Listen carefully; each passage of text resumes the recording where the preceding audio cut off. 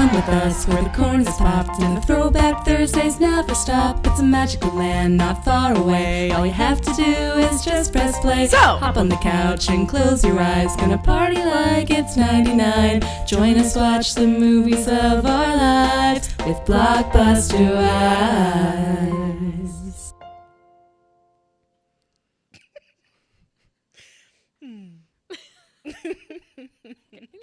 Woo, I'm feeling it, baby. Feeling not okay. I'm feeling crazy. No, I'm just kidding.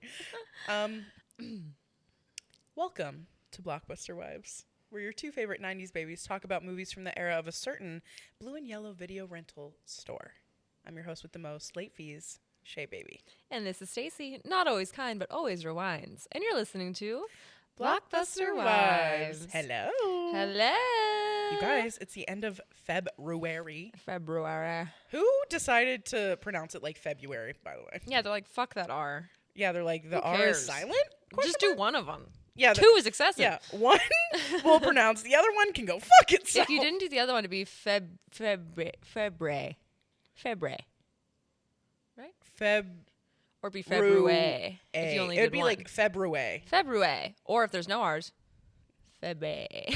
February. February. Ding dong. February. Actually, February. February kind of slaps. Wait a goddamn Okay, minute. let's start over. Welcome to February. Welcome to Mindfuck February.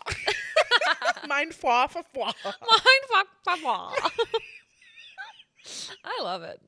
Hey, we're starting something new here, people. All words are made up, okay? Exactly. So shut up. Dude, one of my biggest pet peeves when people are like, they didn't use the correct there, or there. I'm like, hey, shut the fuck up. We're all gonna die. Get over it. Like, hey, did you ever think about that? No, it actually bothers me because I'm like, dude, first of all, it's cultural, number one. Pronunciations are made up by us whenever we fucking feel like it, just saying. Language is constantly fucking changing and depends on the region you're from, like the neighborhood you grew up in. Like, there's so many fucking factors. It's crazy. And so for people to be like, this is right, this is wrong, literally fuck off. But it's like good that they're telling on themselves. Like if somebody's pet peeve is like bad grammar, I'm like, okay, I never want to hang out with you. Yeah, you're classist. Yeah. By the way. Can't think of anything more annoying. Really. That actually is like, you are unbelievably like the most annoying person I've ever talked to in my life. I fucking hate that so much. Anyway, welcome to February, guys. February. Excuse me, baking powder. Hope you guys had a great February. Am I right? Hope you had a wonderful Valentine's Day. Oh, yeah. We hope someone asked you to be their Valentine. And if not, you could be mine. You could be ours. Valentines. We can be each other's. Stacy and I talked about how we want to talk about our obsessions. Which is perfect for Mindfuck February. Exactly. Are these obsessions too deep? Ooh. Are they going to take over our lives? Are they ruining your days?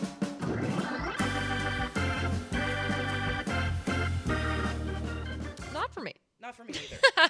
So far, so good. Because mine is the Grinch video game. Yes. I have a really cool story. I don't know if I ever told this on the pod. I probably did, but I will tell it again. I was gifted this video game for PlayStation, I believe 1, maybe 2. Can you? 1? Okay. For Thanks, just Anthony. the one finger. Thanks, Anthony. For PlayStation 1, back in the day, like, I want to say, well, it was probably after the Grinch came out, but they made it before the movie came out, right? Before, like, the Jim Carrey version, the real version. Anyways, I was obsessed with it as a kid, but, like, I was not good at it, and I feel like I, like, barely got a chance to, like, play, because I have 3 brothers who love video games as well, and so we all had to take turns, so I really rarely got a chance, but it was my video game that I was gifted, and I loved it. One morning, I woke up to my younger brother, well, both of my little brothers, Hazen and Grady, literally smashing it with a baseball bat outside of my room. Diabolical. Okay? I was devastated because I didn't have many video games to call my own. I really, like, barely had any. Was there a quote-unquote reason? Or were they just doing it to be assholes? Shay likes it. She never gets a chance to play. We don't like it that much, so we're just gonna fucking... Physically destroy it. Physically destroy it in the most, like, elementary school, like... horrible, horrifying way. And I remember like running out in my little PJs and my little braids being like, what are you doing? And no one cared. Like they didn't get in trouble. They were laughing. I was like, oh no, that's so sad. And then for my 24th birthday, so that probably happened when I was like 10, maybe 11-ish. And for my 24th birthday, Hazen gifted it to me for my birthday, obviously. And now we play every year during Christmas time. But because of my move and because of like other situations, we haven't gotten a chance to like play it all the way through in December like we normally do. But I'm playing it right now and I fucking love it. She's obsessed. It's so fun. It's so hard. It's so fucking weird. The music is really good. The narration's really good, actually. The voice actor who plays the Grinch is not Jim Carrey in this version, but like very similar to Jim Carrey's voice, but like kind of has his own twist, but it like works for the video game. It's just great. Like really, really fucking good. And I love it. And it's my obsession right now. I love that. Okay, what about for you, my queen? I've circled back to a classic recurring obsession, which is the Titanic. Yeah. Oh, yeah. That's your phases where I just become obsessed with it. And what kicked off this latest round is I went and I saw the Titanic exhibit that Shea went to. That's at the Luxor, and they have a bunch of artifacts from the exhibit or from the ship, and they have like a bunch of information about the ship. And I was just like, God, I forgot how much I love the Titanic. So I bought the Eyewitness Discovery Titanic book, which is yes, you got it, ostensibly for children. But I will say this: children's encyclopedias are actually amazing sources of information because they just give you the facts. Bam, bam, bam. Yeah. Whereas these like grown-up books about things are like usually 400 pages, basically unreadable, and you don't learn that much. Here's my think piece on it. It's like, who gives a shit? Just give me the tell me hard what's facts. Up. Tell me what is up. You really don't need more than a couple pages of information per topic, okay? Yeah. So it's an amazing book. It goes to like first class, second class, third class, the departure, the building, the da-da-da, like everything. It was really interesting. Read it all in one sitting, devoured it, and I just keep looking up stuff about the Titanic. And the really cool part about the Titanic Museum is that you get a card at the very beginning with an actual passenger to see if you like survived the wreck. And mine survived, and she was a famous actor. And yours both did of ours too, right? survived, and I'm starting to believe that they only give you survivors because maybe two. Wait. I could see maybe they don't want to freak out tourists. That's not true because the person I went with did. Really? Survive. Okay, yeah. Everyone, me and my girl survived. Shay survived. I guess we're just survivors. We're period. Survivors. What can we say?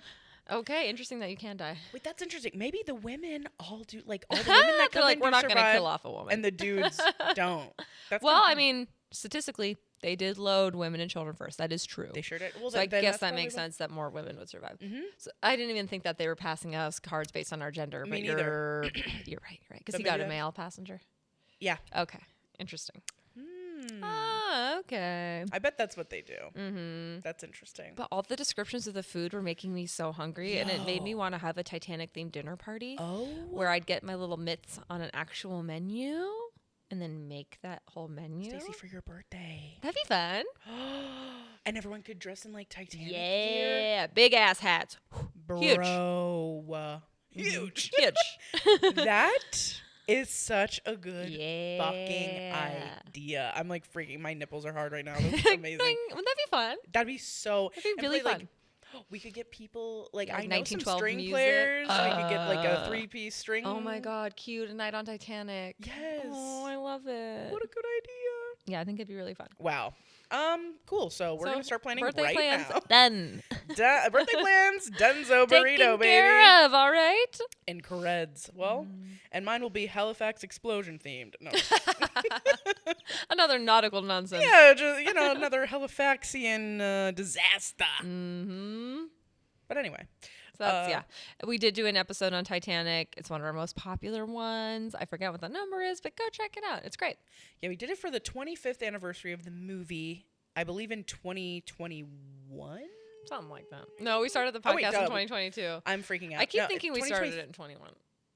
We did not. 2022. So I think it was December 2022, right? That sounds right. If it was the 25th anniversary, I'm so bad at math. 97. Yes, right? Okay. Yeah. December 22. Look it up. babe. It's great. It truly, I believe it is our number one episode still to this day, if I'm not mistaken. But regardless, hi. That's what we're obsessed with. Speaking of, some darker themes, we have a fucking fantastic, iconic piece of cinema that we'd love to talk to you about today. Yes, to close out Mindfuck February. February. I'm gonna forget about. I really like February. February. I really like Okay, February. so February is our thing now. And that is Silence of the Lambs. Shh. Be quiet. Yeah, be quiet, lambs. Shh, lambs, shut up. Stop bawling so loud. Okay, we're in February. You have to be chill. You're traumatizing Jodie Foster. You're traumatized, Clarice. Anyway, I have some corporate bullshit because I need to dive in because I have so much corporate. Please dive in. Some bullshit. I'm ready. Again, I said it last episode, I believe, but this is one of my top 5 favorite movies of all time. So, yeah, let's begin. Okay. So, Silence of the Lambs is a 1991 American psychological horror thriller film, directed by Jonathan Demme and written by Ted Talley, who is also known as a creative consultant for Shrek 2. Ooh. It always ties back to Shrek. Gotta blame to that the man cannibal himself, to ogre. the big guy pipeline. upstairs. And it was adapted from Thomas Harris's 1988 novel Red Dragon. I think it was the first one. The second one was Silence of the Lambs. Okay. Yeah. Have you read them? No. I wonder if they're good. I hear they're really good. So the movie's about a young FBI trainee named Clarice Starling, played by famous fellow gay Jodie Foster.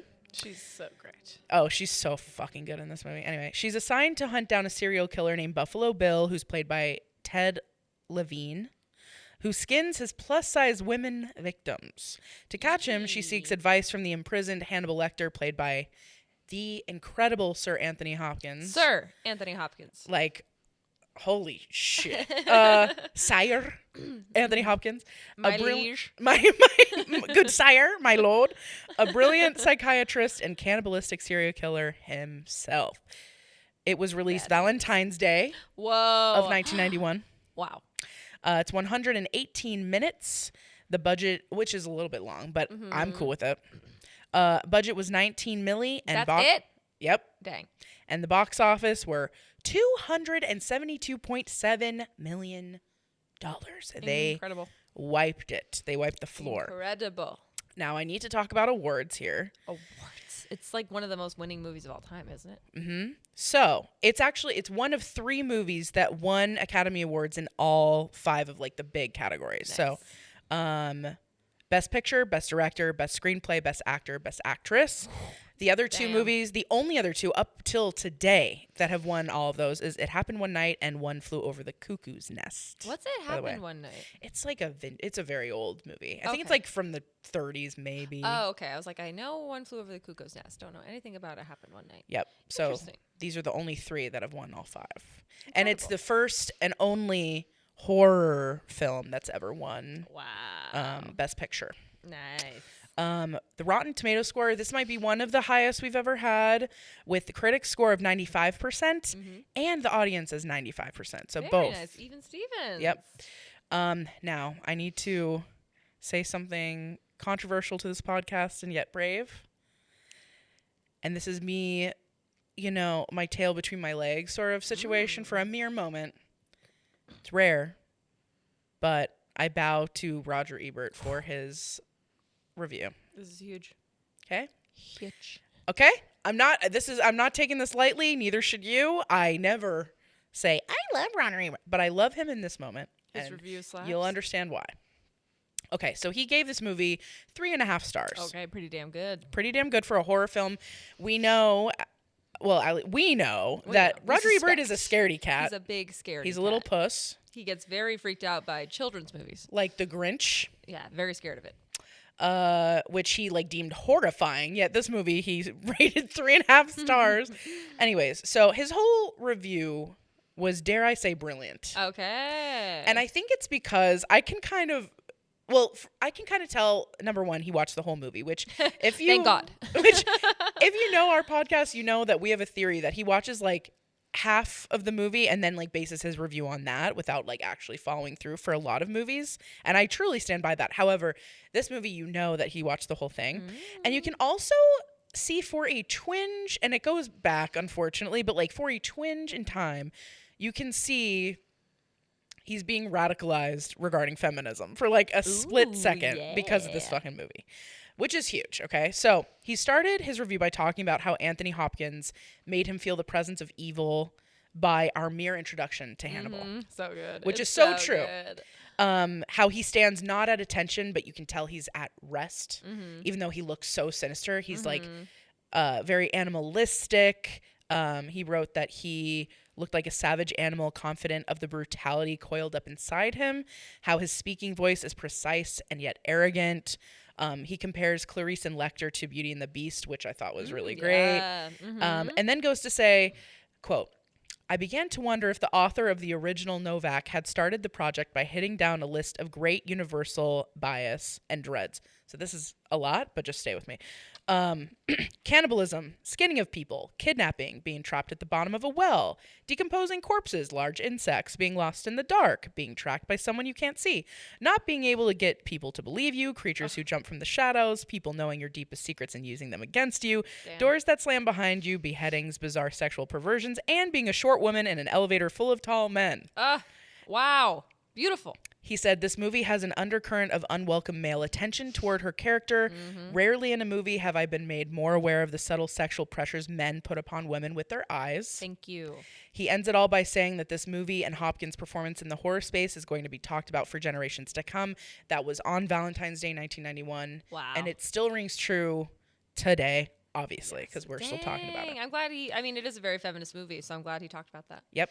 And I think what's really great about the feminism of this movie, which if it was loudly talked about, that'd be chill too, but it's not. It's just an underlying, almost like side character of the whole fucking a minor movie. character. Yeah, like truly, like it's a really important character for the development of like where Clarice is at, the development of her career. She's used as a tool for the purposes of finding Buffalo Bill. She's bait. She's bait, yeah, and it's just perfect for how women are treated in society. Also, Siskel gave this a thumbs down, which was really Ebert's partner in crime. Called it a star-studded freak show.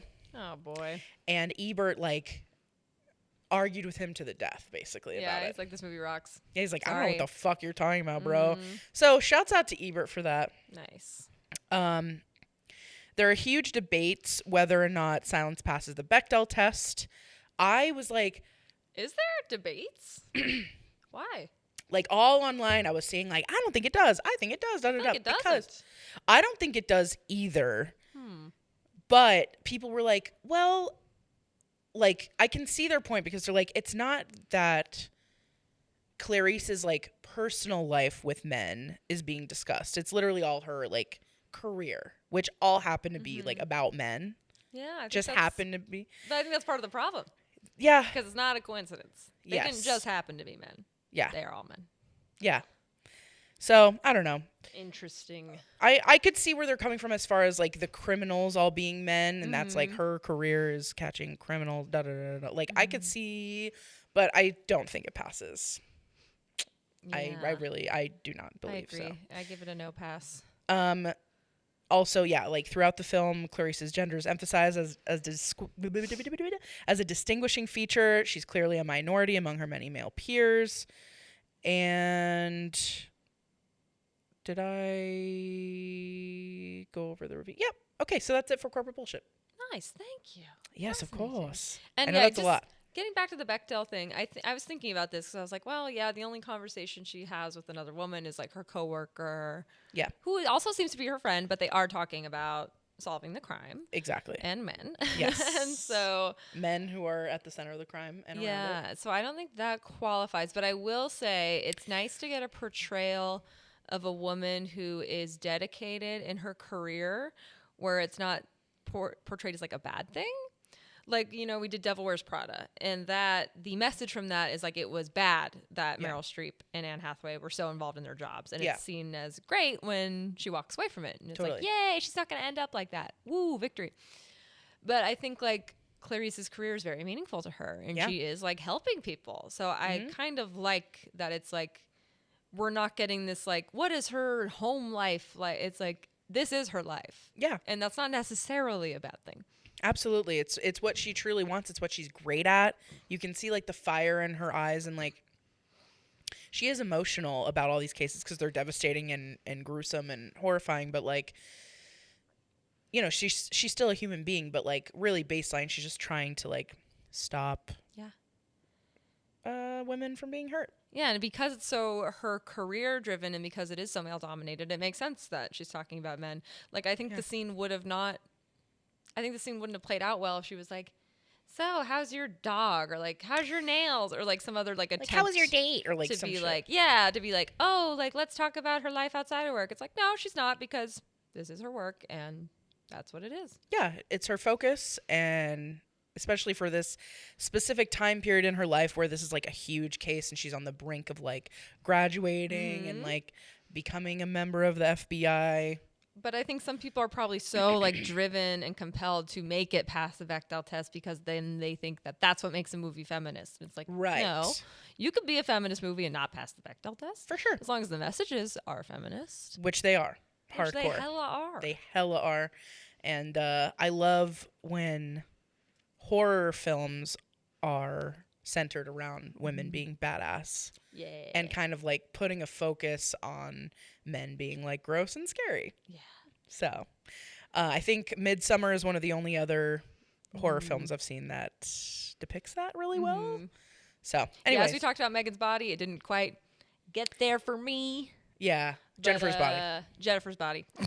Megan's Body. Uh-oh. Megan's Body when it came out. Yeah. But I haven't seen Midsummer, but I've listened to a recap, and it does sound very feminist. It is. It's badass. It's fire. I love it. But yeah. So anyways, I love this movie, and I know Stacy isn't a huge horror fan. She loves hearing about horror. She doesn't watch a lot of horror, so I'm very interested to. Yeah. Shout out to my 2 favorite horror recap podcasts that I listen to all the time to get all the info, which is Ruined and Too Scary Didn't Watch. Yeah. I listen to basically every episode, so I know the plots of basically every horror movie. I just don't like watching them. Yeah, exactly. And sometimes she'll be like, so what was this about again? And I'll recap it, which is really fun for me. But anyway, yeah, it's I'm so glad that you were able to watch it. Well, this one isn't really like horror. I would put it more as like a thriller with some disturbing images, but most of it is not like scary. That's true. Yeah. It is suspenseful and thrilling for sure. A little horror like sprinkled in there, but especially since I've seen it a fair amount of times, even like the tense scenes, like I know it's gonna happen, so it's not as scary. True, yeah. It's brilliant. It's one of my top favorite movies of all time, and I think it really mostly has to do with just the brilliant acting, like obviously Jodie Foster, but like specifically, of course, Anthony Hopkins, and also Levine. Like he's killed it as Buffalo Bill. Yeah, and I mean there is some weird messages about trans people that I don't think people would approach it the same way today. No. But I think for when it was made, I do think the way that storytellers and filmmakers got across like transgression was like sexual. So like even Anthony Hopkins' character, sometimes Hannibal says like things that are like not what a straight man would say, and it's like, ooh, transgressive. He's different, like sinister. Yeah. And same with Buffalo Bill. Like he does anything that's not gender conforming and it's like, oh, weird. Like he's deviant. What's going on there? Right. And it's like, oh boy. Or like the ties to someone being trans and then being violent is like because they were denied gender affirming care, and that's like given as kind of like the reason, and it's like, oh no, I don't like this. but the reason he's not getting gender affirming care is because he was violent. Also, like there's like a weird. It just wouldn't be treated no that way today. No, but still great. But still holds up. I think with context of it being in 1991, and there not being as much information or studies about the trans experience, I think they did the best they could with what they had at the time. It would be made way differently now. I truly do believe that. There would be a lot more sensitivity and like facts going in. Yeah. And again, like even just like being gay at this time was transgressive in a way that it's just like it's not. Right.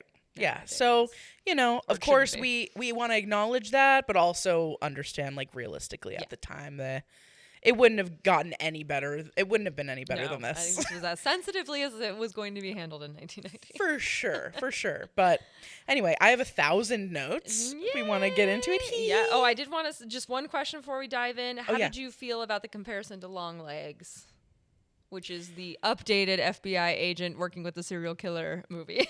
Oh, there's so many there's such a Venn diagram between the two movies. Obviously, well, not obviously. I keep saying obviously. It's not obvious. It's obvious to me because I'm in here. But I love this movie way more. I did really like Long Legs, and it stuck with me for a little while.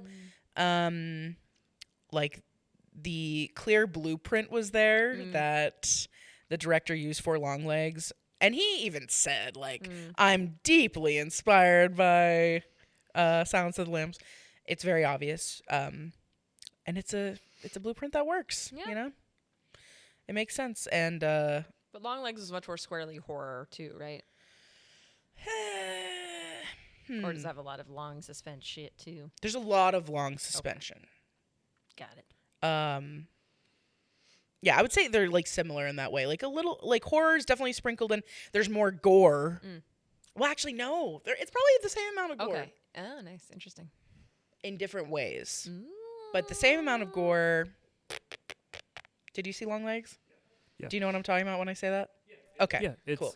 and it's a weird. It's weird. Well, I listened to a recap, so I know what happened. It stuck with me on the way home. I was driving home because I drove from like Santa Fe to your house. It's a long drive. And I was just like, it was one of those drives where I didn't have any music on. I wasn't listening to anything. And I was just like thinking about it the whole time. I just double checked that no one was in my back seat. Oh, that's always a good sign. Yeah. So I was like, ooh, this is sticky, like in a good way. Definitely not one of my favorite movies by far, but definitely a super interesting movie. I'm very glad that I saw it. And yeah, like, of course I liked it because it reminded me a lot of this movie. Nice. Yeah. Okay. Yeah. That was just my last question. Thank you for asking me. Okay. Note time, baby. All right. I wrote, the first note I have is, I can smell your cunt. Yikes. Ooh, I have a note way earlier. Please do. I like that this movie started off so tense. It starts at a 12 out of 10. Yes. The music is like dun dun dun, it's dun. so Like scary. immediately like pounding, tense, scary. Jodie Foster's like sweating and running through the forest, and it just like it starts off so high key. Oh yeah, starting off with like academy training is like wild. Yes, and then watching Jodie Foster so young, I was like, holy cow. Yeah. She's like a little baby. I know. And it made me so excited for us to watch Contact. Oh, I haven't seen for that. Alien Month. I haven't seen Anthony, that have you yet. seen Contact? What? Mr. Space? Okay, you guys. I'm not a huge alien movie person, I'm not going to lie, except for Space Jam. Oh my gosh. Well, this is also like a feminist tale. It's Hell so yeah. good. It has Matthew McConaughey in it. Oh, no. Oh yeah, we've talked about those yeah. before. Yeah. Okay, sorry. Well, we'll definitely have an alien month for sure. I just love Jodie Foster, and she's amazing in Contact. She is incredible. Again, another gay icon besides me. Okay, So. yeah, and then my next note is about the prison scene, transphobia discussion, lots of gender messages going on that are probably different today. How do you feel about, because Stacy spends a lot of time like visiting prisons, so how do you feel about the presentation of prisons in this movie? Not realistic. Yeah. I deal with the highest custody inmates. It is nothing like this. They are not kept in a dungeon. It's not like That's crazy. like don't approach the class. I have what's called contact visits with my clients, wherein I am at a table across from them. They are not shackled. There's no glass. It's fine. Yeah. There's a guard in the room in case something happens, but this shit doesn't happen. Yeah. And it's just so dramatic. And I think that this movie probably did a lot of harm to criminal justice. Yeah. By portraying people who commit violent crime as like psychopath, crazy, unpredictable animals. And he really is like Ebert's review. Like he's portrayed like kind of like an animal, like no emotional core. Yeah. And I've talked to people who would be deemed serial killers by the FBI definition. And I think in some ways it's even scarier to some people that very normal. Yeah. You wouldn't necessarily know if you Yeah. had just had the opportunity to talk to this person. But I think almost it makes us feel better to think like, no, there's a sinister aura. For they sure. hold themselves differently. There's something behind the eyes. Like, I think people want all of this to be true, but it's not. Yeah. I was going to say, I feel like it probably makes us feel like we do have some control. Right. If there are signs that we can see where he's like standing in all white, hello, crying, like, you know, it's not based on reality. Or yeah, this desire to like figure out the psychosis and be like, but it's like in real life, and you know, criminal profiles will tell you this, it really just comes down to childhood abuse and neglect. Totally. Most of the time. Like, that's just what it is. And we want it to be this big, deep thing, but it's like, that's kind of all it is. Yeah, and I don't know if did you ever read the book, or like, I'm sure you've heard about it, but the show Mindhunter? Heard of it. Like the, I think I listened to a recap for that. Maybe. yeah. But yeah. About the 2 FBI agents that like, they came up with the term serial killer and like started talking about like what happens in childhood to bring people to this position in their life where they feel like they have no choice but to do this. How do you feel about that? Well, I really like it because from what I understand is the show shows how prior to psychologists and people who are like actually study the human mind, it was just chalked up to being evil, demons, supernatural. Yeah. And so this was the first generation of people, professionals, to be like, no, let's just pretend there's not a demon. Yeah. Then what's going on? Yeah. Like, if we put all that aside, if we put aside the concept of absolute evil existing, how would we explain this? So I think that's very valuable. I will say that there is a big divide in the community between people trained in psychology from a law enforcement perspective and people trained in psychology from a just pure psychology perspective. Right. Because there's a lot of disciplines that were developed by law enforcement agencies like the FBI that were created with this focus of like catching, apprehending, sentencing psychopaths. But then you have this other field of people who study the mind, and then sometimes they come across this stuff and how they treat it far differently because their goal is different. They're not trying to catch anyone. They're not trying to imprison anyone. Right. They see them as patients. And so it's a very, very different way of approaching it. Right, because one is like very point the finger, cuff them, put them behind bars. The other one is like, let's try to help this person. Yes. And so one is called forensic. Yeah. And that's where they're like trying to figure stuff out for legal purposes, basically. Right. And then one is clinical. And clinical is more about treatment. And you're asking the same kind of questions, but it's to figure out what's going on. Whereas forensic is just to like, how do we turn this into evidence in court, essentially. This is all very interesting. I knew I'd have a really cool conversation with Stacy about this because this is all her work. Like, this is my wheelhouse, yo. Truly, I was like, oh, I'm going to talk to Stacy so deeply about this. Yeah, to so answer your original question, prisons are not like this. Yeah. They're really not. You know, I will say, I've never been to a mental hospital. Maybe mental hospitals are like this. I hope not.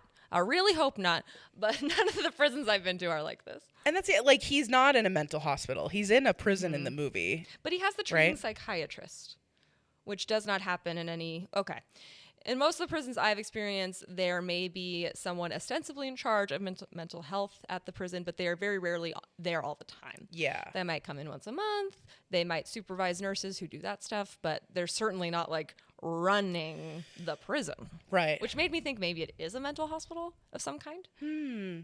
Yeah, that could make sense. But I'm not sure.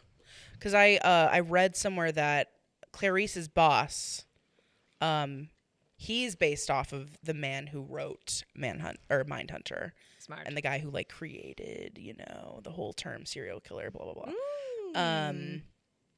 So yeah, pretty interesting stuff. And they certainly would never build a glass cube in the middle of an office building. That's crazy. It's an insane asylum. It is an insane. Okay. Yeah. Well, so to be fair, I've never been to one of those. I really hope that that's not what they're is like. it like a dungeon with like like rocks as their fucking walls? Like it just looks really cold and scary. Also, from a security perspective, you would not want all that loose rock in a cell with somebody. That's a bad idea. Yeah, wild. It's just chip off a shank at any time. I know, It's a bad just idea. anytime you feel like it, baby.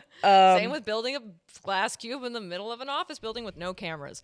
bad idea. Yeah, why? You got to be doing surveillance on that 24/7. What are you doing? Yeah, why would you do that? Mistakes were made. I'll just say that. Mistakes were made. They should have talked to Stacy. Was she a baby at the time? Sure. Had I Actually, not wait. met with anyone She wasn't in even person? born yet. Actually, No, I was not even a sparkle in the eyes. Nope. Your mommy was pregnant for sure, but Oh, maybe I was a sparkle then. you were a sparkle for sure. You've always been a sparkle, my queen. Thanks. But anyway, back to I Can Smell Your Cunt. Terrible line. Yikes. And then Hannibal like asks her what that prisoner said, and then she like told him, and he was like, I myself cannot. And that I myself cannot. yet again, another very cunty man. Mm-hmm. He is so cunty. Mm-hmm. The fact that he brought up her expensive bag and her cheap He shoes. has a good bag and your cheap shoes. Yeah, your expensive bag and your cheap shoes. Also, really quick, I want to talk about the Mandela effect with this movie. Ooh. What's the classic line that everyone thinks is from this movie? Can you say it? Why, hello, Clarice. Right. Never says that. Never says it. There is one time he says, "Good evening, Clarice," but that's it. He never greets her like, "Well, hello, Clarice." Yeah, Never. Why do we think that? But we all think that. So maybe there was like some preview around that we all saw where it did say True, that, and then it didn't end up maybe. in the last movie. That's a good possibility. Because I feel like they always try to gaslight us into thinking we all think this for no reason, but I'm sure there's a reason why we think that. And I'm sure this was on purpose, but I, like many, always thought that her name is Clarice Darling. It does, Clarice yeah. Darling, but it's like, no, it's Clarice Starling. Is her Yeah. name. But I thought it was Darling too. So, very interesting. But anyway, okay. Also, I'm going to admit something. Okay. I think Hannibal Lecter's really hot. Could have seen that coming a mile away. Scary blue eyes, though. Yes. Scary blue eyes. Scary blue eyes. But the attention to detail It would be so nice to be seen. and the passion and also a man who asks questions. Okay? I'm going to say wants it. to know you. Do you Okay, no. Okay, look at me. Look at me right now. Close up. Do you understand how many and I'm pointing again. How many fucking dates I've gone on where men don't ask me one fucking question? Are you dumb? I'm the most interesting person in that room at that point. I'm so sorry. Let's be fucking for real. How the fuck are you not going to ask me one goddamn thing? Anyways. Good question. So, yeah, I'm attracted to Hannibal Lecter because he asks very personal, specific questions. Are they for his own gain to like manipulate and control? Sure. Yeah. But He's genuinely interested. But he's genuinely interested and has passion. He will find Clarice. He will tell her, I'm watching And Clarice. he has an incredible sense of smell. Yes. Oh my God. He's like, sometimes you wear this French perfume, but not today. I'm like, oh my God. How do you know that? He's good. He is He's good. like a Sherlock Holmes for evil. Yes, but it's like sexy evil. Also, he has Riz. He like winks at her when he's like checking Yes. out the papers. He's like, they might think we're falling in love. Like he's just very like cunty, flirty. I can see why he seduces people, and then like he's able to, like a lot of serial killers are able to do. They are very charismatic and they can seduce people really easily, and I would fall for it. I'm sorry. I would fall for it. I would absolutely fall for it with him, but not in real life. Not in So real don't life. get any crazy ideas. Yeah, stay away. Stay away from me. I'll see you coming a mile away. But anyways, yeah, I'd fall for him, not gonna lie. Anyway. One interesting thing I noticed on this viewing that I never noticed before is near the beginning there's a couple references to civil rights. That I found interesting. So her boss brings it up and says like, oh, you're pretty critical of the FBI during the civil rights movement. And then when she goes to the insane asylum for the first time, there's all these pictures of civil rights leaders on the wall of the prison. But then I feel like it doesn't really come up again. But I'm like, that's all on purpose. Why? Interesting. Why? You know what's crazy? I never really like clocked that part of it. I don't know why. I don't know why it's there. Me neither. Or I'm like, was there maybe like a stronger civil rights message and then it like got cut? Yeah, in like the book maybe. Maybe. That probably Maybe. was it. I don't know. Because again, I think this is the second out of 4 books, but it was like the first movie was released. I can't remember what it's called right now. But it didn't go over well. It barely made any I think it made like half of like the budget that they used for the movie. Okay. So then the rights were given away for free for this Whoa. movie. and they made over $200 million. Well, that explains why the budget was so low too. Yeah. Okay. So I just thought of something. what? I think maybe they bring it up at the beginning and don't come back to it to just show marginalized people. Like bringing up marginalized people during the civil rights movement and then being like, Clarice is now in her own like mini civil rights movement, trying to be a woman in the field. That makes a lot of sense. That's all I can think of. Yeah, because I wanted more, and I was like, are we going to revisit this? And then we don't. Yeah, especially with a lot of these cases, like, I mean, Jeffrey Dahmer is one of them, like, huge. I mean, most of his victims were black, you know, and I just think and a lot of victims are women. I don't know. I just think when it comes to, I don't know. We could get into a whole discussion, but yeah, you're right. There's a lot of marginalized groups. There's like women and black people and trans people. Yeah. And like sex workers, like all these marginalized groups that like are affected way more than other more privileged groups. And I think it's something to pay attention to. And Hannibal Lecter with his more like feminine characteristics sometimes that I think we're supposed to see as like, ooh, different, scary. Yeah, he's queer. Yeah, for sure. But yeah, something to think about, and maybe the books do address that more. Yeah, maybe that's in there a lot. I don't know. Never read them.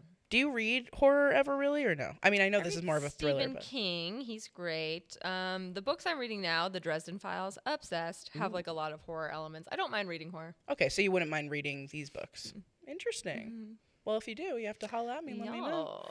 Because, I mean, clearly I love this fucking movie, so maybe the book is even better. Well, and that's why I like the recaps, because I do like the storylines and suspense of horror.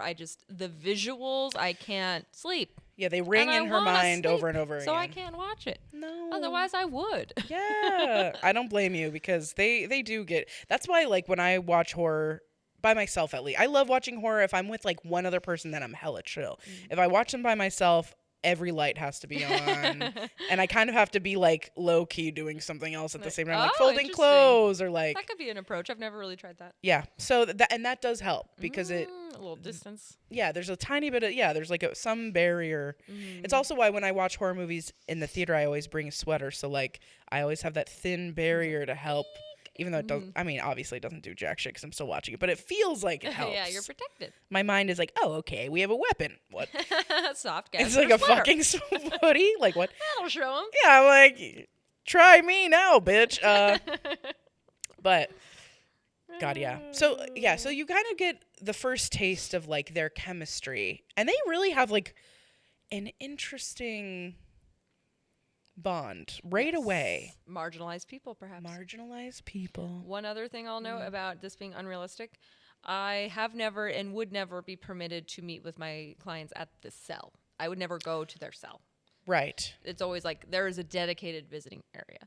Maybe it's different in insane asylums. I don't know. But, yeah. Oh, I was like, you're going to weigh in on this? And maybe at that time. I don't think Google would have the answer either. We'd have to probably not. Maybe back in the day, though, like maybe because I feel like so many, and this could just be like Hollywood magic or whatever, but like in almost every like movie about prison visits, TV shows, someone is always like going to their cell and talking to them outside the cell. I think that's done purposely to dehumanize and make them, your first impression of them be as a prisoner. Yeah. Because I do think if you had it in a film medium and you just had them meeting at like what looks like a elementary school cafeteria table, like what I'm most experienced with, it wouldn't hit as hard because it'd be so normal, which it is normal, but that's not what they're trying to do. Totally. They're trying to make you be like, ooh, scary. Yeah, that's true. They are trying to look at them. They're in a cell. They're so dangerous. They can't be let out. Yeah. They're an animal. It's like they're a fucking Exactly. They're an animal. That's kind of the message whenever you show somebody in a cage, obviously. Yeah, like, let's be so fucking for real. Let's see. So then he kind of gives her a little vague little message to figure out. So she does, and she ends up at this storage unit because she's brilliant. She's brilliant. I would have never gotten that. No, she's so... Yes, you would. I feel like you're great at figuring out messages like that. Look inside yourself, and she goes, must be a storage facility. Your self-storage? I don't think I'd get there. Maybe she already knew that he's kind of like a trickster, so she's like, I already have to think outside the box. She's like, that's too straightforward for him. He would never just be like, look inside yourself and go down. Like, he's giving me a little massage. So she goes inside the storage unit, which, by the way, new horror and fear unlocked. going into a fucking empty storage facility that's filled with like hella old shit and you're there by yourself. I was like, does she have to do this now? Can this not wait until the daytime? I guess not. FBI agents, man. Guess they're not. She's like, I gotta do this right now in the pouring rain in the dark. It's so scary. Oh yeah, and the part where like the storage unit guy lets her in the unit and he's like, no one's been here in 10 years, whatever. And then she's trying to open it up herself. It's hard for her to do it. And then she's like, can that guy help? And he's like, the guy's driver. And he's like, he doesn't like any physical labor. So she has to do everything her fucking self. And she does. And she does. And it just shows, like, number one, how bad of a bitch she is. Number two, men don't help you. Even when you're, like, in distress. Like, women just have to do it by themselves. And, yeah, men don't like hard labor when it comes to, like, helping a woman not be stressed. I was also like, she's a trainee? Like, she's not even graduated from academy in this movie, and she's doing the wildest shit that I'm like, wow. She's really trying to prove herself, which Hannibal clocks her for right away. Yes, he's like, so desperate for approval. Mm-hmm. Yeah, he like said, like, what's the word he uses? Like advancement. He's like, that's your number one motivator is advancement. And he like sees it on her immediately. And he points out, like, he can tell she's only two generations from barefoot poor. White trash, he calls her. White trash. Also, something really brilliant about that first scene where they're first talking. So Jodie Foster puts on a fake accent for this role. And Anthony Hopkins makes fun of her by like mocking her accent back to her that she worked really hard on for this role. And you could see her anger when she's saying her lines after he does that, and that was not in the script. He did it in order to create like a barrier between them and to be like, I'm smarter than you. Yeah, and she does get pissed. And she does, you can see it, but she's like, oh yeah, like it's so good, and it just so good. It just shows like how brilliant he is as an actor. How well he knows this character, because this character would fucking do that. Like, he's a pretentious asshole. So, and how, like, defensive and emotional she would get about being made fun of for this. It's just so good. It's good on every fucking level. It's brilliant. It's amazing. Oh, and is it true that when he says, I ate his liver with a glass of candy, that was ad-libbed? I should have brought that up. Yes. Okay. I've always heard that, and I didn't know. Also, what did I hear about? I read something about those three things that he brings up: his liver with a bottle of something, a nice Chianti. I read something about those food items, and now I can't remember. Anyways, but yeah, he completely improvised the thing. And she gets 1000%. scared. She like jumps. It's fucking. Yeah, it's very animalistic. It's pretty scary. He And looks it's just like a weird thing to do. He looks like a dog or something Weird like that. thing to do. Yeah. It's very fucking freaky. It just doesn't even look human. Like you know, it's like very beastly. But yeah, really, really creepy. Very creepy. He's brilliant. This is my favorite role of his of all time. Love him. So anyway, she goes to the storage unit. Which is huge. Huge. Like, it has a car in it, and it's massive. Stuff everywhere. And it's Lecter's storage unit, so it's obviously filled with like hella gay dope shit. Including a beheaded head in a jar. Body. Just a head. Yes. So then she runs back. She's like fully fucking wet. She like goes to Lecter's cell, and he like gives her a towel, which is just so, again, thoughtful. So nice. I love him, but Daddy, I love him. And then he's like, "You're not bleeding anymore," and she's like, he didn't know that she was bleeding, and that I she's think it's that strong sense of smell. It is. It's so, again, like an animal. You know, there's like so many signs that they're like seeing him as an animal.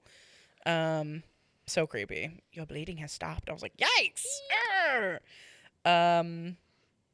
And yeah, anyway, so he just talks about how that he didn't do anything to the body of that guy. He found that was one of his former patients, and he found his body that way. Yeah, and he like hints that it's Buffalo Bill's first victim. Yes. So then she's like, she's like, you know about this guy. Interesting. Yeah, it's very... Which smart on her boss for like knowing that he would know something.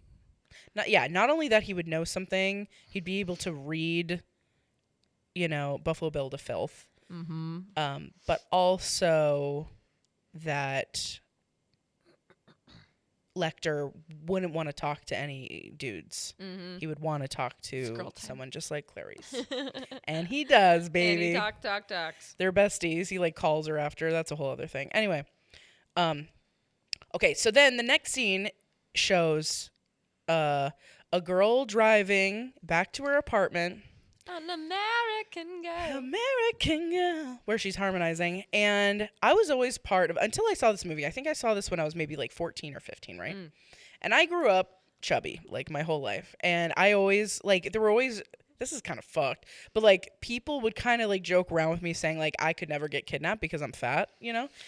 So like, don't worry about it. So like, I genuinely was like, well, at least there's that. Like, there's always that option. And then when I saw this movie, I was like, oh no. Wait a second. Because he only kidnaps plus size girls. And I was like, fuck. Which again, to go back to the conversation of what plus size is in this country. Oh yeah. Despite the average woman size being a 16, she is a 14 and considered, as he puts it later, a great big fat person. Yeah, great big fat person. It's wild. And then Jodie Foster Literally was the like, average size. yeah, I'm like, it's literally average, but that's Actually, fine. a little smaller than the average size. Yeah, the average size was 14. Now I believe it is 16. But also, what even is 16? You know, like the measurements everywhere the are just not universal. It just, whatever the fuck. Anyway, point is, great big fat person. Like, I was like, okay, Jesus, we're fat, but like chill. I don't like the way you said that. Anyway, also, just so scary what women have to fucking deal with, okay? There's so many, like the other night, I don't think I didn't tell you this. Ooh. The other night after, so every Monday night, when I was living here, LOL, I would help host bingo with my little sister, Abby. And the other night, she and I were walking out. It gets out really late, so around like 1 a.m. or so. And we were walking back to my car, and two dudes were following us. Ugh. Until I took out my phone and physically started filming them. And I was like, ha, ha, ha, da, da, da, da, da. And I was like, what do you want? Like, until then, and then they like bounced. But they were following us until I fully addressed them. And it's like, my car was around the fucking court. Like, what were they thinking that they could do? It's just, men are fucking scary, bro. And the shit that women have to deal with is so terrifying. I did write, men in casts asking for help will never be helped again. No, dude. Sorry, if you're a man on a cast, just don't ask anyone for help. It's not gonna happen. When you lived at the Jewel, some dude in a cast asked me to help him You're put like, a nope. box in a car. And I was like, listen, Sorry. I don't know you, and you probably do need help. I'm so sorry. Please ask another man. I will not be somebody else. helping you. Mm-hmm. That was Ted Bundy's method, by the way, for putting victims in his car. Yeah. So, fuck no. That's what I'm saying. It's this. You won't be helped. Don't even ask. No. Figure something else out. Yeah. Sorry. Buffalo Bill was inspired by two serial killers, Ted Bundy, number one, and Ed Gein, who was also the inspo for Texas Chainsaw Massacre because he did skin his victims and he did use the skin for various Crafts. Ooh. crafts, etc. When they found, like when they broke into his house, whatever, they found like women's parts as like lampshades and other items that are scary, masks, etc. So anyways, deeply inspired by both of these serial But it's also like so gross, and not to go on like a vegan vegetarian rant because I'm neither of those things, but like it is kind of gross that we wear other animals' skins like leather jackets and like leather. It's just kind of gross. Yeah, it is kind of gross when you really think about It's it. like, but it's not our species, so we don't care. Yeah, it's chill. But it's like, imagine if a cow saw that. That's like Ed Gein's house. Exactly. It's kind of gross. Yeah, that'd be fucking horrifying. My God, even thinking about it now is like really fucking scary. It's really bad. But anyways, Leather all the way.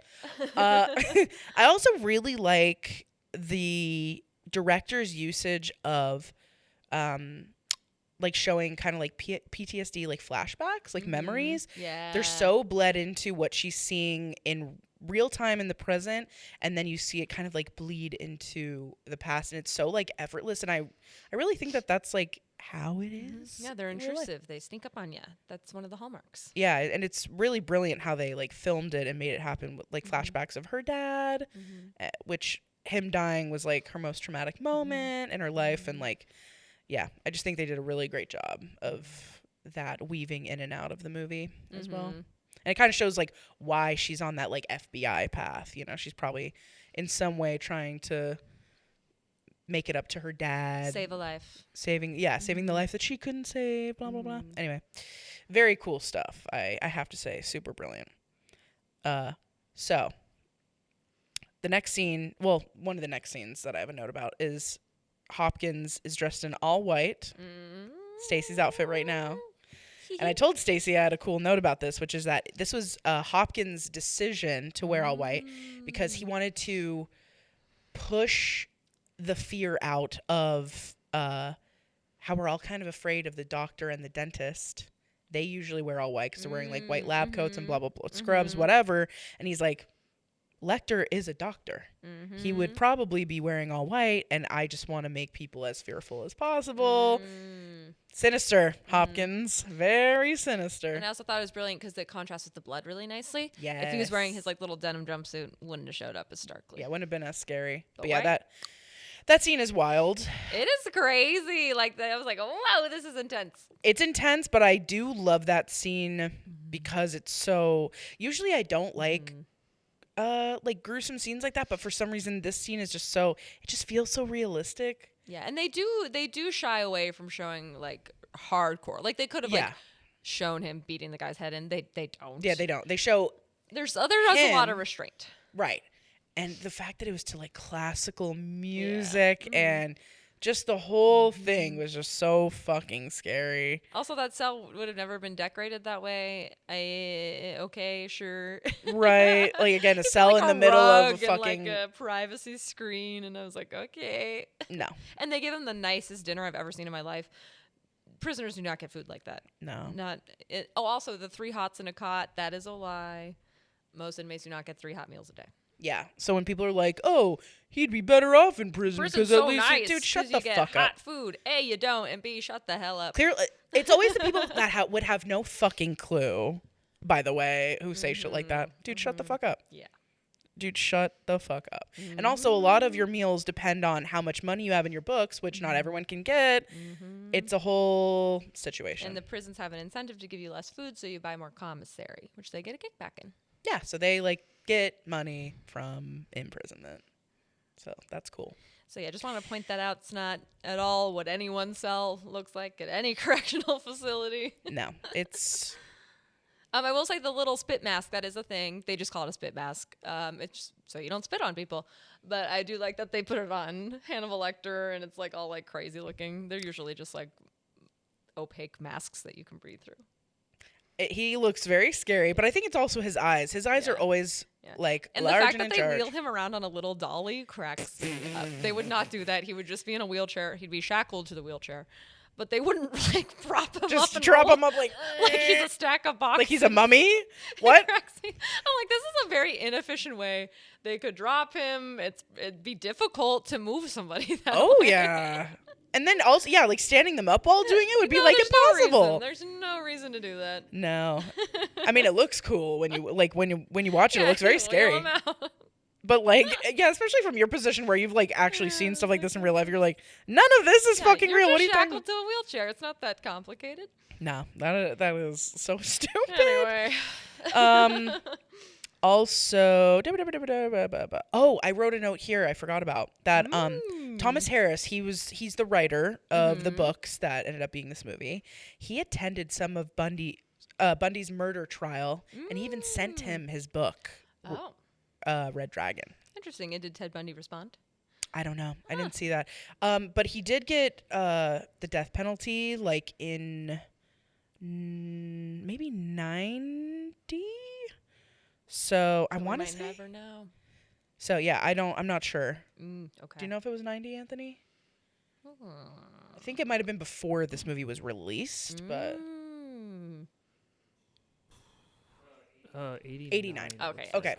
Yeah. So I think the book might have come out in like 88. Anyway, it doesn't matter. Point is, yeah. So like the writer went to his trial, which is wild because he based, Buffalo Bill kind of off his character. So anyway. But before the escape scene, which is so crazy, she gives her beautiful, beautiful lamb monologue. That is, oh my God, incredible. If I was ever an actor, that would be my monologue. Yeah, that'd be such a good monologue to do. So good. So fucking good. She's just so believable. She really is. You see it in her eyes how she's trying to be so strong, but she's also very vulnerable. And I think that's something that Lecter really likes about her is that she's like, she's not doing the male bravado shit. yeah, she's like very straightforward. Like she says it like it is, but she's also very vulnerable, and she'll like say like, this was the worst moment of my life. I've never felt so alone, blah, blah, blah, blah, blah, while being really strong. And you can be both vulnerable and strong because That's right. vulnerability is like a true strength. Exactly. Really fucking cool. And she's badass. And she's 5'3" tall. Yeah. So I love seeing a short queen on film. I like that they used it like they would show, like realistically. Because I think in a lot of movies, they're always trying to make the main actors look taller.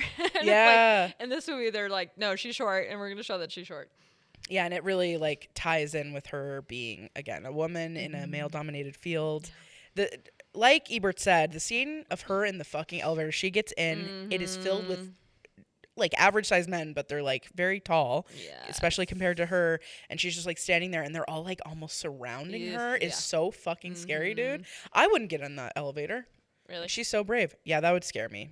If it was that many tall men and me by myself, like that would scare me. That happens a lot to me at the courthouse. I know. I bet it I was just thinking that. I'm and like, I don't have time to wait, baby. I know. Well, I'm not like you. No, I'm just in that saying, working women sometimes. I'm Yeah, sure you she don't didn't have- want to, but I such is know. the world. Yeah, I'm not saying she's doing anything wrong. I would just like, no, I wouldn't You're want. like, "Bae." Yeah, I'd be like, I'll wait for the next one. It's chill. Although I used to have to get on elevators with like hella cops back in the day, and they were, So actually, I Yeah, have so done you that. did. Yeah, You I did did have do to it. do that. Ew. The Uncom- scariest type of men, might I say? uncomfy. It's very uncomfortable. Creepy. Yeah, they should have had cameras on him though. I'm like, he's the most crazy inmate you've ever had, and you're just not a No single cameras. camera. LOL. No monitoring. You just who cares? But maybe it's like a Titanic thing where it's like, oh no, it's okay because He we're can't like, escape. yeah, Yes, he they can't can. because we have the best blah blah blah. It's like you're setting yourself up for failure, setting man. yourself up. You're gonna play yourself, and they did. And they fucking And did. it's so ingenious how he swaps the body. Oh my The first time I saw that, I was like, no way. I remember seeing it for the first time too, and I really thought, I was like, oh, he's gonna show up. He's gonna be done. Nope. So He fucked them over good. so bad. It It's was so good. kind of dope. It's weird how I kind of like am on his side. I'm like, It is brilliant. It's objectively brilliant. it is yeah. I'm like, damn, he really got it. He really did that shit. Kind of cool. Also, pretty soon there's a scene where Ted Levine or whatever, Buffalo Bill, he famously applies makeup to himself and he's dancing in the mirror and he tucks so it looks like he has a vulva and he's like fully naked with like a robe and he's like dancing to Looking good, honestly. looking fucking Looking sexy, really good. nipple ring, like he's hot as fuck. But anyway, Why? so that actor actually insisted on that dancing scene. It was not in the script. He was just like, I just really feel like it would show the audience who he believes himself to be. And I think it's really important for us to show. So he took like 3 tequila shots and then shot the scene. He was dancing to Q Lazarus's iconic song, Goodbye Horses, which this is a crazy way that this song became like intensely famous because the singer of this band was a fucking taxi cab driver. Oh, cool. Dope ass woman. And I think the Bronx, definitely New York. She picked up the director of this fucking movie and they were talking about it and she's like, oh, do you have any like connection to music? And he's like, oh yeah, I'm a director, da da da da. So she like played one of her songs for him, this song right here, and he goes, okay, what is this and who are you? And so not only did he put her music in this movie, he put her song in another big movie of his, and then maybe 3 movies actually. And There that's might be so perfect because how rare were women taxi drivers at that time? Dude, and it I really know. has an echo to female FBI agent, female taxi driver, marginalized person in this scene. Yeah, and she's a black woman too. So really, really fucking cool. So cool. And she died in 2022, but there's so much, like, she had such a fucking cool life, and I highly recommend like looking up her whole story on like Wikipedia or whatever. But there's supposed to be a documentary coming out about her life this year at some point. Awesome. But yeah, she did die in 2022, so R.I.P.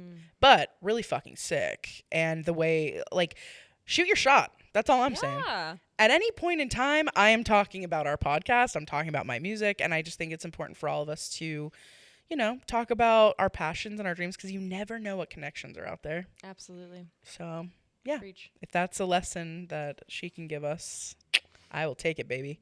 Anyway, I didn't realize this, but like the movie poster, how I never realized it till this time around. The movie poster is Jodie Foster's face, and it has a moth on her mouth. Mm-hmm. The little like skull on the moth is actually a dolly photo. Oh. I can't remember what it's called. I think I wrote it down. Wait. It's called Voluptas Mors. Oh. And it's a photo of him standing next to 7 naked women. And this is a real like photo. It's real women. It's not like a painting. 7 real women in the shape of a skull. And that's the skull.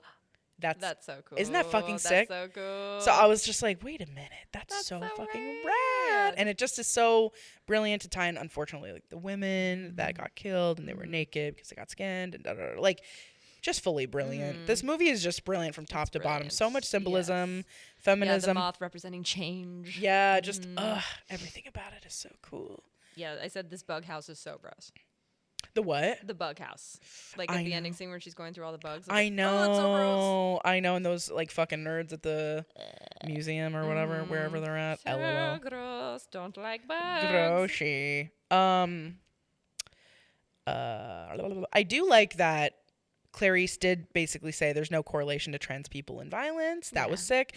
And also Hannibal saying about Buffalo Bill, he wasn't born a criminal, Clarice. He was made one through years of systematic abuse. Bars. Absolutely. Just saying. And that was in 91, people. Actually, it was 90. It was filmed in 90. So just saying, y'all.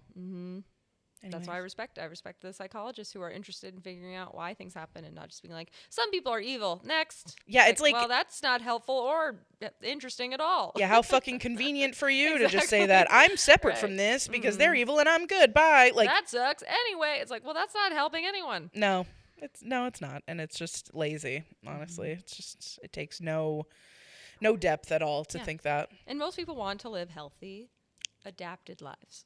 Yeah, where they're just like supported and have a community, and a lot of people aren't granted that. Yeah, a lot of people, it's very, very, very difficult. Yeah, from birth, literally so much shit that none of us have ever experienced, or some of us have. It's like none of us should be just like deemed evil. Word. It's not how it works, bro. Anyway. Amen. Let's see if I have any more notes. The part of the fucking, I can't remember. Is it Catherine, the plus size girly who's in the well? Her crying and saying, "I want to see my mommy." know. Dude, she's a grown woman and she's saying that. It literally made me cry. And you could see she's starting to crack Buffalo Bill a little bit. Like, he does not, and I think it's kind of speaking to this. Like, he doesn't really want to do this, but he feels like he has to. Yeah, he and really it's like feels he's like he kind has of to. struggling with it a little. I'm being like, just shut up! Like, stop making yourself human. Like, I have to do this in his mind. It's horrible, but they do give him some humanity in that regard, because you do see him like tearing Yeah, up. he's not liking it. No, he's like, And when the mom gives the like save her speech, like she's using her name a lot and like being very smart by trying to humanize her. So fucking smart, which Clarice's like, she's like, coworker says. bars. Yeah, she's like, yo, that's so fucking smart. Like, someone wrote the speech for her and it's very smart. It's so dope. And then I wrote, okay, but Buffalo Bill getting ready in the mirror saying, "I'd fuck me so hard" is so me. So fucking me, dude. It's not even funny. And then the last line that Lecter says, he calls Clarice the day of her graduation. Because just to end the story, she goes to this house to like interview someone innocently. She doesn't think that this is realize it's Buffalo the murder Bill. house. Yeah, so she goes there to interview him, and it ends up being that she ends up killing him. Womp womp. Which is why you should always have backup. Yes, she shouldn't be going there by herself. And you should always tell someone where you're going. Exactly. Regardless of whether or not you're a fucking just future period. FBI agent, you should just tell people where you're at. Anyway, so she ends up killing him because he almost kills her. After blah, blah, a terrifying night vision scene where I was like, oh, bro, Ebert was so terrible. right when he's like, yeah, being in the dark, someone chasing you, someone watching you, you're not able to see them. Like, there's so many horrors in this like It's so one fucking scary. scene. So scary. But anyway, so she ends up being the hero, obviously, as we all knew. She's at her FBI class graduation. She gets a phone call. It's the escaped Hannibal Lecter. He's in fucking Italy, which is just brilliant because those are like the portraits that he was drawing in his cell, which is just like, whoa. And anyways, he's like, sorry, I've got to go, Clarice. I'm having a friend for dinner. And then who gets off the plane? Evil psychiatric hospital director Chilters? Yeah, some shit like that. He's Who gross. sucks. He sucks so bad. Dude, he literally hits on Clarice so hard at the fucking beginning, and he's so... And he's taking all the credit for everything she does. Oh, yeah, he's a piece of fucking shit. And he's just, like, taunting Hannibal Lecter of being like, hey, you're not going anywhere nice. Fuck you. And yeah, when he's in, like, are you a doctor or not? What are you doing? No, he's a piece of shit. Why are you getting your jollies off, like, dunking on an incarcerated dude? Like, yeah. Get over it. Yeah, go fuck yourself. But yeah, I just thought that was a really cool way of it. And then the whole movie ends by him walking into a crowd. You can barely even make him out by the end of it, which is really, it's symbolic, obviously. And it's very... And it plays throughout basically the entire credits. Yeah. Because, I like to watch for an end credits scene. Yes, she does. There is not one. She always watches. But that scene lasts, like, basically the entire credits, which is very cool. Yeah, because at the end, you're like, wait, where did it go? You lost him, and it's like, exactly. Yeah, it's so good. But yeah. Anyways, one of my favorite movies of all time. I had such a good time watching it and taking notes and watching it through this lens, as I always say. I couldn't wait to hear what Stacy said about, the prison aspects of the movie, legal parts of it. So what for you makes this like a mind fuck? I guess, yeah, just like the psychology of it all, the psychology of like criminology, I guess, like why people do what they do, and also just all the ways that like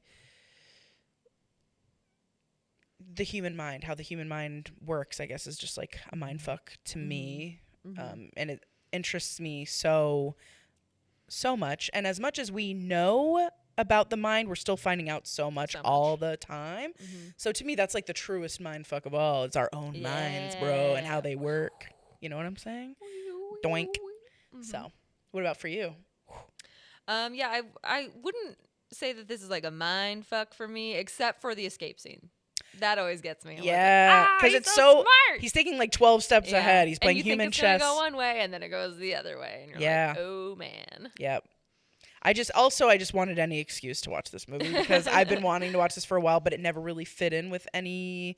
It could have gone in like Halloween, but it didn't quite feel right for that it's time. not like horror. I really don't think it is. Like I do watch it during Halloween, but I also can watch it at any time, and it makes sense. So anyway, I wanted. I just thought it felt right, so I'm glad that we watched it. Hell yeah. And I think it sticks in a lot of people's minds and makes them really, really think, which is the overall point of Mindfuck February. Totally. We want movies that stick in your brain, make you think. Exactly. Sticky, like I was talking about with Long Legs, but this one is also very sticky, especially the end. You're like, whoa, they're among us everywhere. Like, it's never know. You never fucking know. Anyway, I love it. I'm so glad you were with us on this journey. You have some trivia for me? I have some trivia. I'm scared. Just 5 questions. I think you're going to do great. Thank you. First one's hard. Full disclosure. Perfect. What grade did Clarice get in Jack Crawford's class? It's one of the very first lines.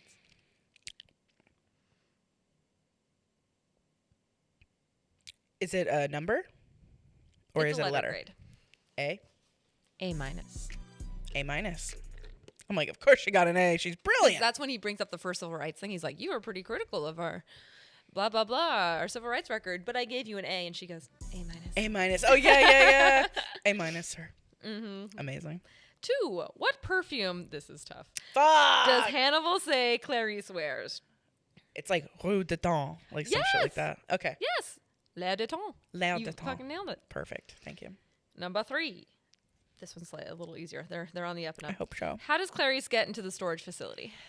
She uses the thingy that you use to like get your car, the car jack. Is that what it's called? Okay. Yeah. I would accept thingy to get your car up with that motion. Car jack. But you said car jack. All right, Cool. number 4. What is the name of the nasty man Hannibal kills in the prison? Oh fuck. I forgot his name. I don't know. It starts with an M.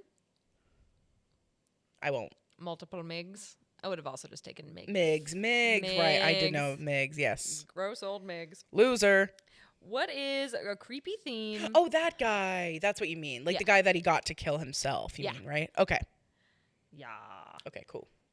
What is a recurring theme in Frederica's room? Bedroom. What's a recurring theme in Frederica's room?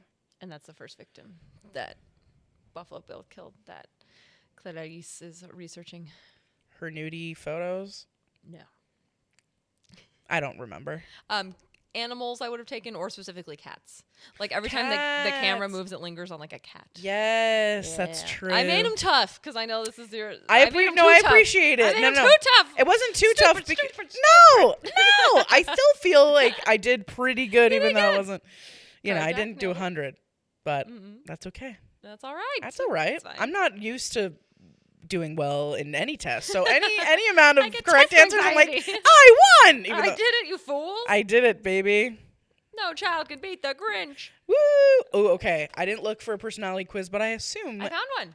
Oh, you did? Yeah. Okay. Yay. Okay. Perfect. Okay. We're prepared this week. Okay. Fuck yeah, baby. All right. Wait.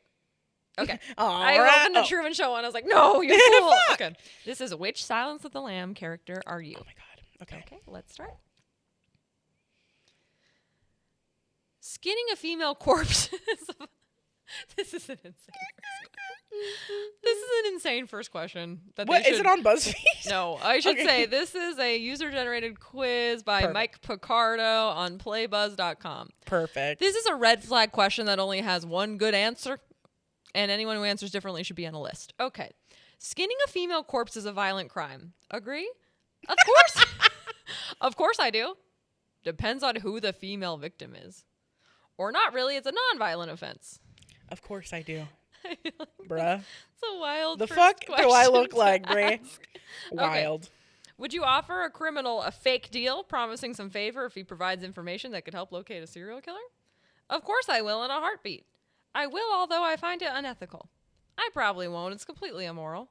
I will never do something of this kind. I will never do that. That's never do hella immoral, bro. When I heard the deal, I was like, that is a great deal. Too good to be true. And then it was. Which I think he knew, honestly. I think so, too. Like, knows. being able to swim in the ocean. Like, no. He knows it's bullshit, but he's like, I'll help Clarice because like, she's being honest. Yeah, he's like, whatever. What he really didn't like was that guy taunting him. He's like, Yeah. I'm not an idiot, bro. Yeah, like, I knew I wasn't going to get that. I knew it wasn't going to happen, bitch. Yeah. Which of the following jobs do you find most appealing? FBI director, forensic psychiatrist, makeup artist, police officer, director of a mental institution, or a behavioral science professor? Do you say criminal psychologist or psychiatrist? Forensic psychiatrist. So that's kind of that like law enforcement side of it. No. I'll probably do the last one. Although I will say I've met great forensic psychiatrists who got to that route different ways. But a lot of them are trained by law enforcement agencies. I've already worked for a police department. I was a dispatcher, if you guys don't know. And I never want to do anything in that line personally again. So anything as far away from that as possible. So what was the last one again? Behavioral science professor. Yeah. That sounds nice. Perfect. That sounds great. Which of the following sounds like the name of a true serial killer? David Berkowitz, Edmund Kemper, Myra Hindley, Richard Ramirez. These are all Actual. Yeah. Andre Chikatilo, Albert Fish. All of them, none of them. I mean, all of them. Okay. But Albert Fish is creepy. Hazen has an Albert Fish shirt, and it's so scary. Yikes. How would you escape from prison? I would kill the guards. I would dig an underground tunnel. I would seduce the prison director. I would build a super weapon. I would fake my own death. I won't. I'll just wait for my appeal. I think the easiest way for me would be to seduce. Okay, I like it. So I would do that. I really like it. Thank you. As an attorney, would you defend cold-blooded professional killers? Yeah. Jesus. Oh, yes, that's where all the fun is. I'm not sure I'll have to sleep on it. Sorry, it's against my principles. What was the first one? Oh, yes, that's where all the fun is, which is like our sarcastic answer. This guy. I don't really know exactly how to answer it, but I feel like everyone deserves, a trial. Everyone deserves backup, and everyone deserves, someone to guilty innocent until proven guilty. Guilty until Guilty proven until, innocent, no, innocent until proven guilty. So, yeah, Okay. sure I would. We'll choose the sarcastic yes answer. Yeah, that sounds so fun. Holy cow. Would you wear a suit made of human skin? Hell yeah, bring it on. I might consider that for a theme party. Hell no, what's wrong with you? What is happening right now? I want to choose an answer for fun, but I'm not going to do that. Okay. So I'll say, hell no, what's wrong with you? Because where would I even get it? It's like, a themed party, sure. No. I'm like, also, I am wearing one. It's called Humanity, all right? It says, and finally, this man was the real-life inspiration for which character? So it's a black and white photo of some mustached man. And your options are Hannibal Lecter, Clarice Starling, Jack Crawford, Buffalo Bill Gum, Dr. Frederick Chilton, that's his name, or Catherine Martin. I'd say Crawford. Okay. All right. Calculating results. Thinking real hard. Earlier. You got Clarice Starling. Cool. Student at the FBI Academy. Wow. You are Clarice Starling, a student at the FBI Academy sent to interview Dr. Hannibal Lecter, a brilliant psychiatrist and cannibalistic serial killer. You really live for the moment. Dumb. Indeed. Okay. Let's see what Stacy gets. I bet let's she'll get the same thing. start. But, there's no way you're going to get anything else. Okay. Yeah, the first answer is, of course.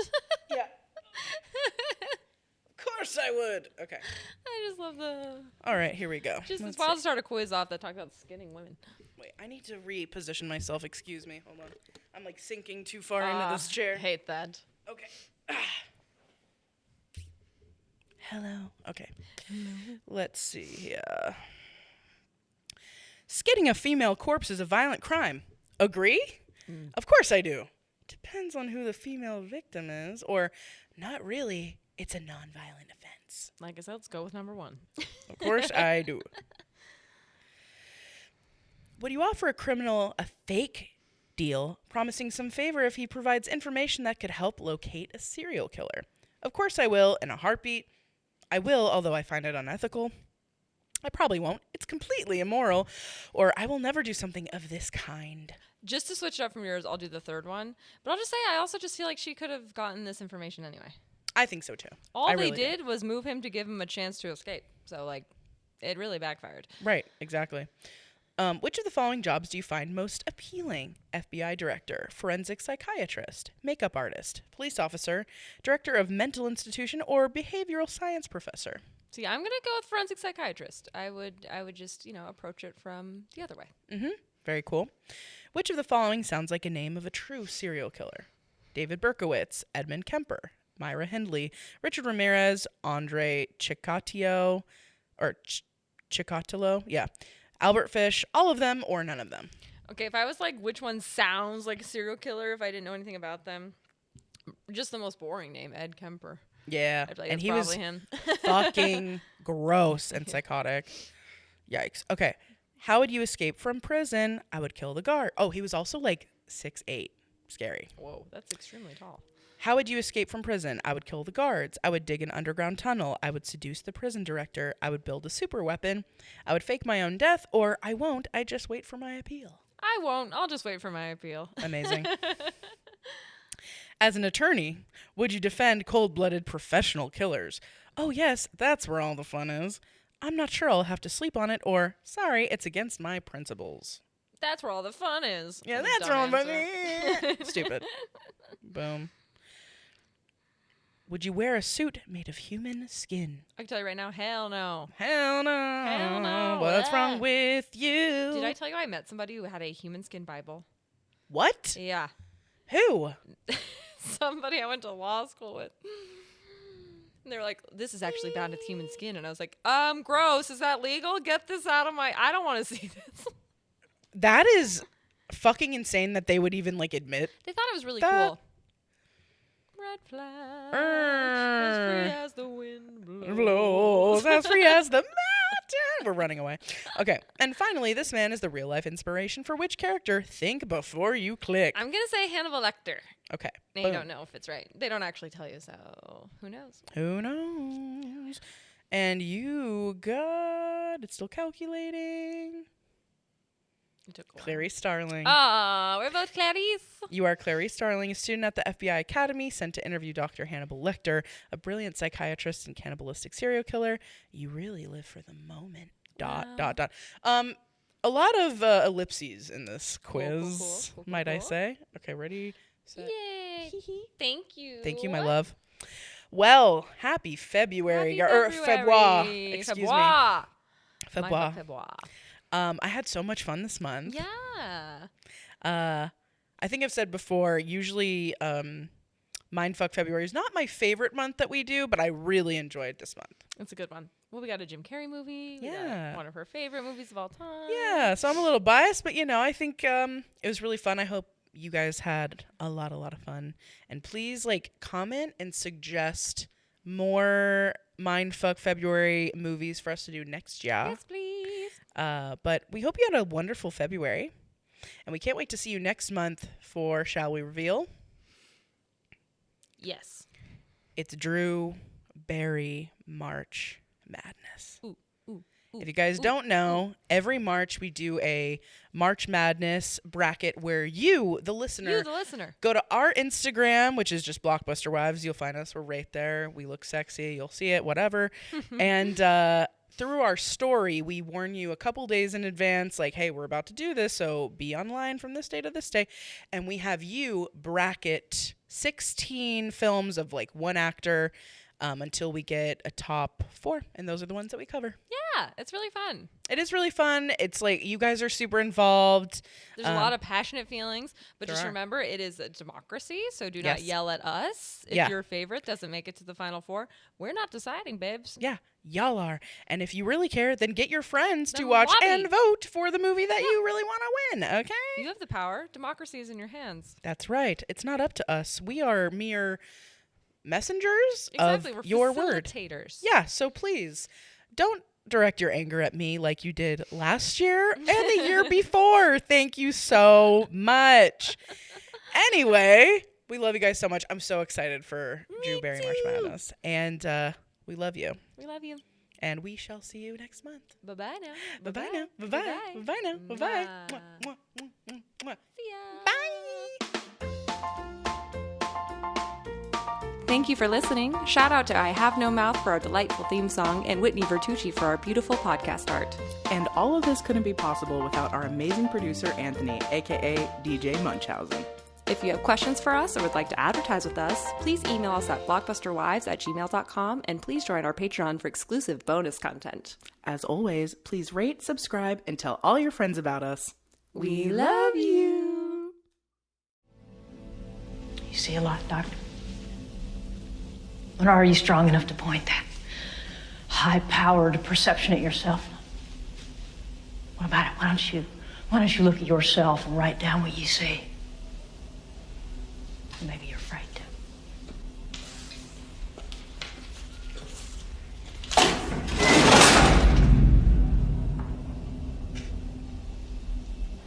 A census taker once tried to test me. I ate his liver with some fava beans and a nice Chianti.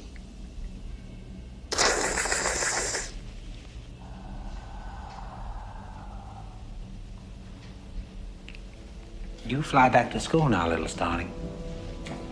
Fly.